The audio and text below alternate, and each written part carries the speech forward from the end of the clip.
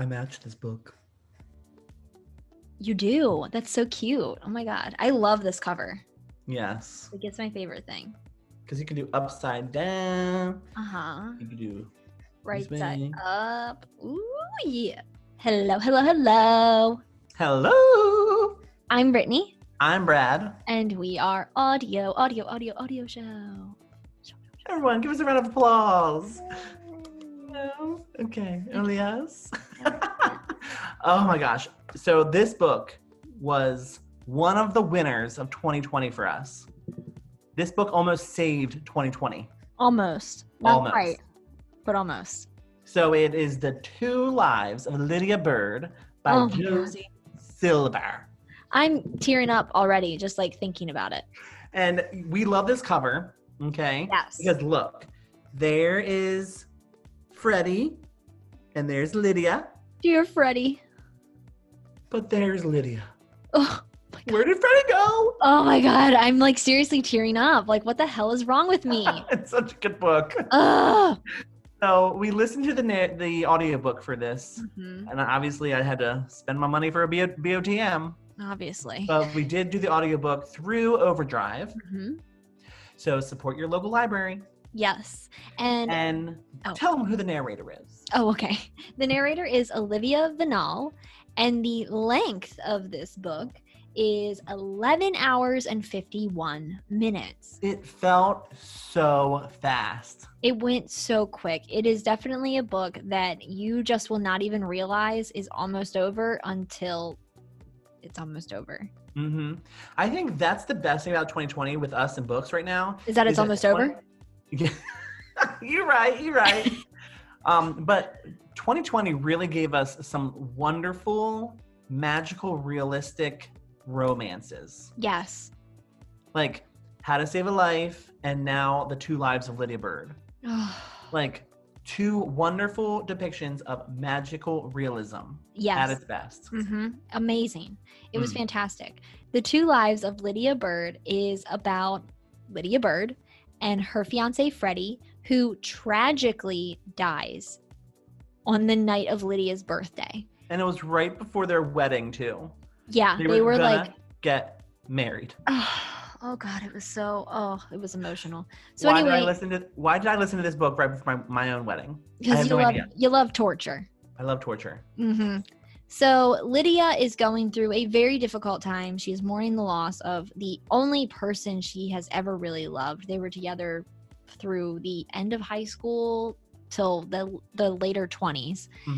And she is devastated. She doesn't know what to do with her life. And so she gets some medication from a psychiatrist, I guess, or doctor, and starts taking these pills. And what she realizes is that they help her sleep, which then transports her into a world where Freddie did not die. Oh my gosh. So there's two lives. There's two lives. And I wanted her so badly to just get lost in the life with Freddie. I know, me too. So the beauty of this book is that we have awake and asleep. And so the story is told throughout those two times. And in the beginning, we are going to asleep a lot more than we are getting awake. Yes. And then slowly the book starts shifting to where we are going to awake world more than a sleep world.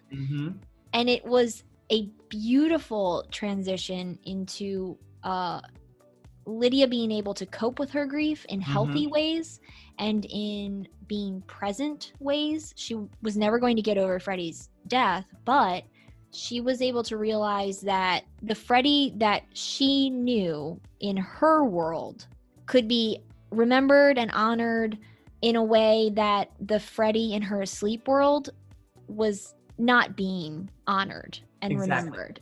It was a weird thing where she was discovering things about herself in her awake world without Freddie, that when she applied them to her sleep world with Freddie, she realized that they weren't getting along. They weren't meshing anymore. Exactly.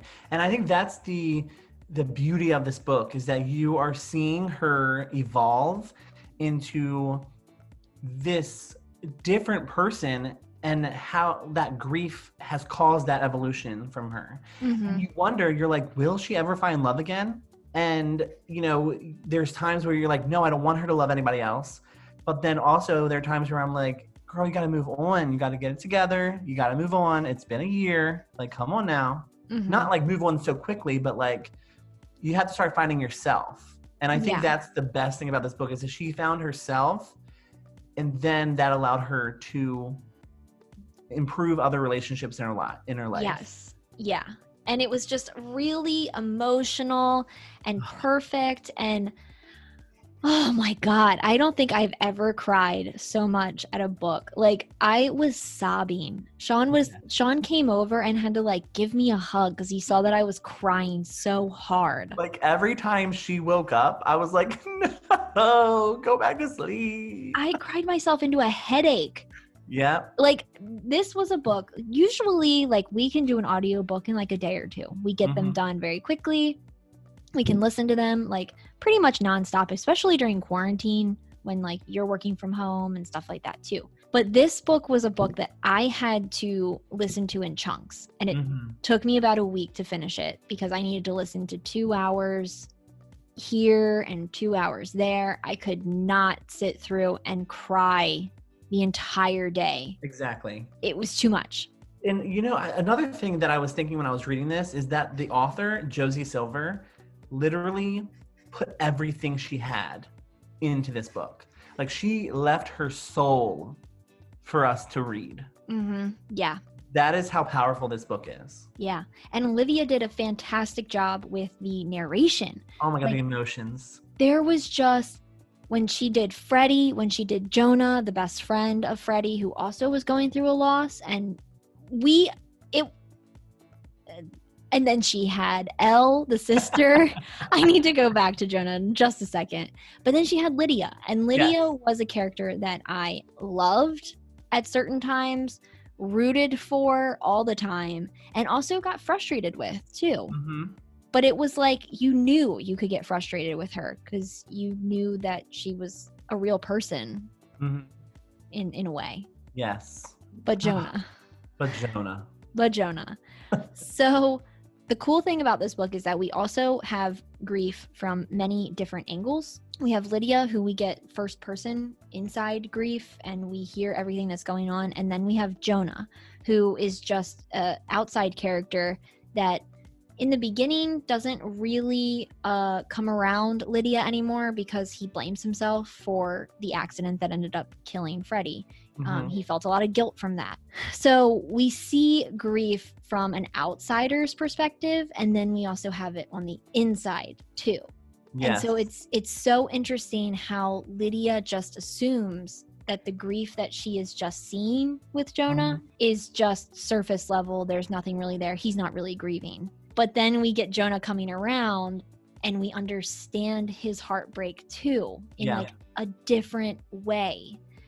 It was just amazing for Lydia we get to hear what Lydia's going through and the growth on her insides. And then we just see from Lydia's perspective, Jonah's growth and Jonah's grieving process and how that changes throughout the book. And it's really cool. And also the idea that Freddie died. However, he was still sending messages. And if you believe in that kind of thing, he was sending her messages in a way of saying, like, I'm okay. You need to be okay as well. And I think that idea of, him in the sleep world, that kind of resonated with her when she was awake. And she was like, I feel like he's allowing me to live my life again. And a lot of people, that's something that you have to come to face with when you're grieving with someone. And it was just there's so many little corners of this book that I just want to stay in. Yeah. Yeah. It was just so cool. And all of the descriptions were so beautiful. We don't go to too many places with this book, but the areas that we do stay in, you really get a sense for what they are. Like their house, and when they go to New York for their honeymoon, which is a disaster. Yeah. And going even to Lydia's mom's house, just getting a sense of how cozy and warm everything is for Lydia, and how people are there for her. I really could see this book in like different colors. Like you could see it being cold and then warm and then cold and then growing to like a yellowy warm. Yes. As we come to the conclusion. I think whoever made the movie Me Before You, I want them to make this movie because they really did such a fantastic job with Me Before You and the film adaptation. And I feel like they could do the same thing with The Two Lives of Lydia Bird. Yeah. Oh, so, yeah. Putting that out into the universe. This has to be becoming a movie. Like, this was too emotional to not become a movie. Exactly. Oh, gosh. I'm going to be thinking about this book for a long time. Yeah. I even wanted to match it. Oh, yeah. Yep. And of course, that's another book of the month. Did you follow along with us and listen, or did you? I did. I followed along and listened. This was my choice for March. And so I just, I loved it. And it really helped because look at these chapter headings. Oh my God. Oh, the stars. So beautiful. It's beautiful. Oh. And so I felt like I was with her through her awake and asleep kind of lives. Yeah. I said lives. Lives. So yeah. It was just such a great book. I only did the audio, but I would highly recommend getting the book and listening to the audio because you really get a different sense for what this world is in both paperback and in audio form. And if you do buy the book, make sure you get one of those like plastic cones that dogs wear around your neck, just in case your tears trickle down onto the pages, because it will. It will. And it will ruin them pages. Yes, it will. I tell people all the time, I dropped it in the bath. Yeah, I threw it in the ocean. It's so wet. Haven't heard that in a while. But anyway. If you have listened or read to The Two Lives of Lydia Bird by Josie Silver, please let us know in the comments down below or on our various social medias. We are on Instagram at AudioShelfMe, Twitter at AudioShelfMe, and Facebook at AudioShelf. I did that backwards. Did we? I flipped Twitter and Instagram and it felt wrong. Oh I must have been asleep. They're down there. Yeah, they're down there somewhere. And if you're going to shelf this book just like we shelved it, because we shelved it. Let's be real. Obviously. Please let us know. And also, if you like this video, give us a thumbs up and subscribe to that channel. Yes, down there somewhere. So until next time. Bye. I'm asleep and I'm awake. Upside down world.